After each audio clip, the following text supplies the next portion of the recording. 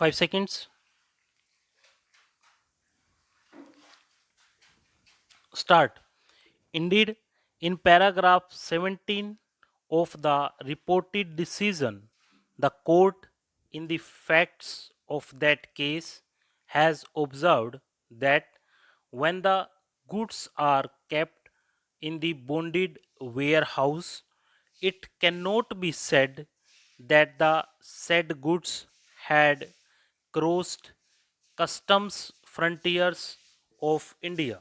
However, the court finally answered the claim of the appellants therein on the finding that the liquor, cigarettes, perfumes, and food articles were sold at the duty free shops at the International Airport, Bengaluru, for which no tax was payable by the appellants as the goods sold at the duty free shops were sold directly to the passengers, and even the delivery of goods took place at the duty free shops before importing the goods or before the goods had crossed the customs frontiers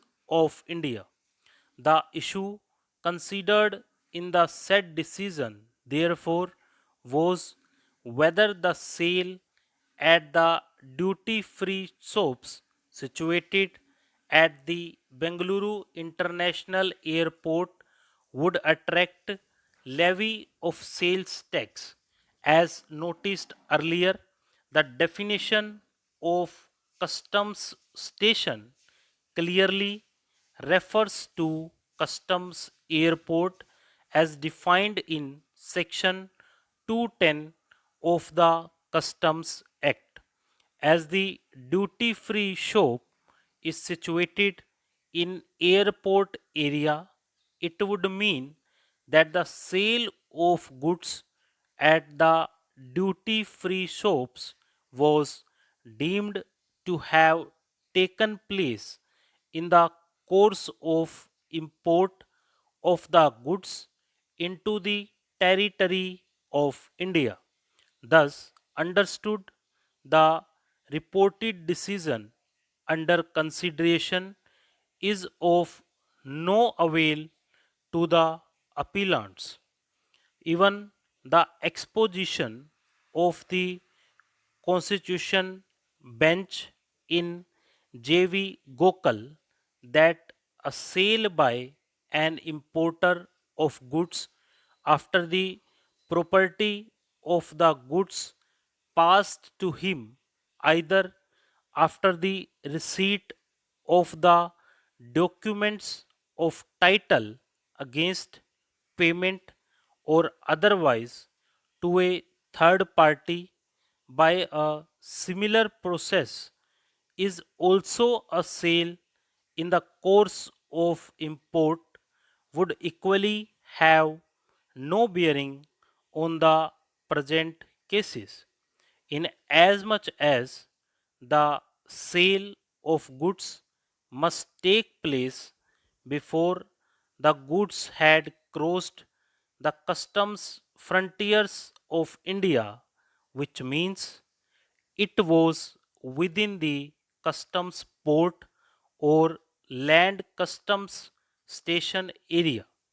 Nothing is shown by the appellants herein to substantiate that the subject bonded warehouse came within the customs port or land customs station area, and more so the stated sales occasioned import of the goods within the territory of India. If so, the finding of fact and conclusion recorded by the authorities below, which commended to the High Court, is unexceptionable.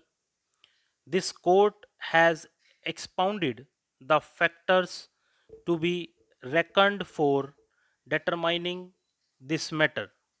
In the light of the aforesaid settled legal position emerging from the Constitution bench decisions of this court, the following propositions clearly get projected for deciding whether the concerned sale or purchase of goods can be deemed to take place in the course of import as laid down by section 52 of the Central Sales Tax Act as 1 the sale or the purchase as the case may be must actually take place.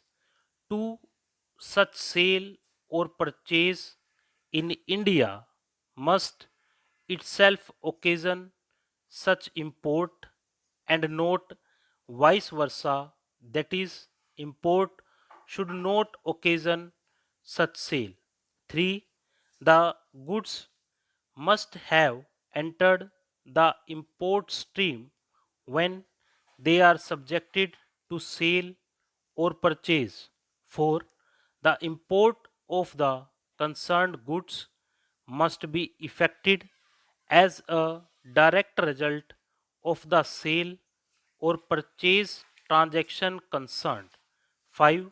The course of import can be taken to have continued till the imported goods reach the local users only if the import has commenced through the agreement between foreign exporter and an intermediary who does not act on his own in the transaction with the foreign exporter and who in his turn does not sell as principal the imported goods to the local users.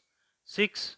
There must be either a single sale which itself causes the import or is in the progress or process of import, or though there may appear to be two sale transactions, they are so integrally interconnected that they almost resemble one transaction, so that the movement of goods from a foreign country to India can be ascribed to such a composite, well integrated transaction consisting of two transactions dovetailing into each other.